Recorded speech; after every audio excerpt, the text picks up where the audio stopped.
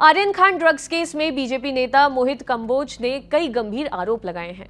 उन्होंने press conference करके कई चौंकाने वाले दावे किए हैं। उनका कहना है कि इस पूरे ड्रग्स केस के मास्टरमाइंड एनसीपी से जुड़े सुनील पाटिल हैं। साथ ही मोहित कंबोज ने सुनील पाटिल का ऑडियो भी जारी किया और कई तस्वीर भी साझा की। दावा किया है कि महाराष्ट्र सरकार के एक मंत्री इस पूरे सिंडिकेट को चला रहे हैं। उन्होंने कहा, देश में 2 अक्टूबर के बाद एक विवादित मामला आर्यन खान ड्रग्स केस चर्चा में है।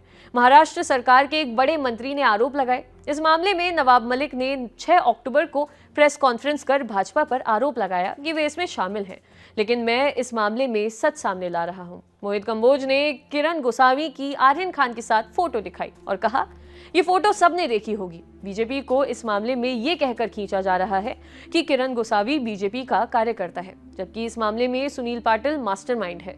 वे धुले का रहने वाला है और एनसीपी से 20 सालों से जुड़ा हुआ है। वे अनिल देशमुख के बेटे ऋषिकेश देशमुख का दोस्त भी है और 1999 से लेकर साल 2014 तक महाराष्ट्र में गृह मंत्रालय के साथ मिलकर पोस्टिंग ट्रांसफर को लेकर रैकेट चलाता रहा और जब से राज्य में सरकार बदली तो वो दोबारा एक्टिव हो गया। मोहित कंबोज ने दावा किया है कि महाराष्ट्र सरकार के कई मंत्री शाहरुख खान से वसूली की फिराक में थे। वसूली की साजिश के आरोपों पर महाराष्ट्र सरकार जवाब दे।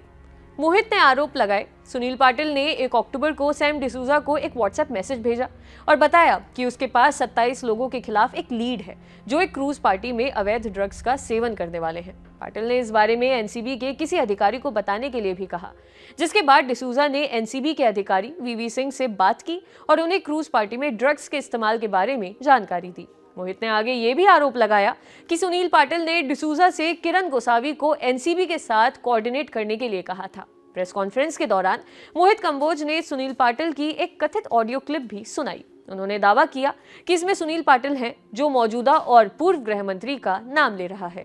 वे बता रहा है कि उसने कैसे कैसे सब काम किया। मोहित कंबोज ने कहा, इस मामले में बीजेपी और किसी भाजपा नेता का कोई संबंध नहीं है। ये पूरी साजिश बीजेपी को बदनाम करने के लिए रची गई है। एनसीपी को सुनील पाटिल से अपने संबंधों के बारे में बताना चाहिए। नवाब मलिक को जवाब देना चाहिए। किरण गोसावी कस्टडी में है और उसका बयान सामने नहीं आया है। नवाब मलिक को सुनील पाटिल के साथ अपने रिश्तों के बारे में बताना चाहिए। वे कहाँ हैं, ये सिर्फ महाराष्ट्र सरकार को पता है। मलिक को मंत्री रहने का कोई अधिकार नहीं है।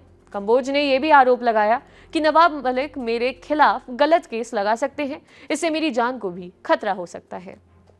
मोहित कंबोज के दावों के बाद तुरंत नवाब मलिक ने जवाब दिया है। उन्होंने ट्वीट किया और लिखा, समीर दाऊद वानखेड़े की प्राइवेट आर्मी के एक सदस्य ने गुमराह करने और चीजों से ध्यान भटकाने के लिए अभी प्रेस कॉन्फ्रेंस की है। मैं कल सच्चाई का खुलासा करूंगा। बता दें कि इस मामले में नवाब मलिक भी एनसीबी और उसकी कार्रवाई पर कई गंभीर आरोप लगाते रहे हैं। नतीजन नारकोटिक्स कंट्रोल ब्यूरो यानी कि एनसीबी ने अपने जोनल अधिकारी समीर वानखेड़े को इस मामले की जांच से हटा दिया है। आपके लिए खबर लिखी थी हमारी साथी उमा ने। देखते रहिए दी लल्लन टॉप। शुक्रिया।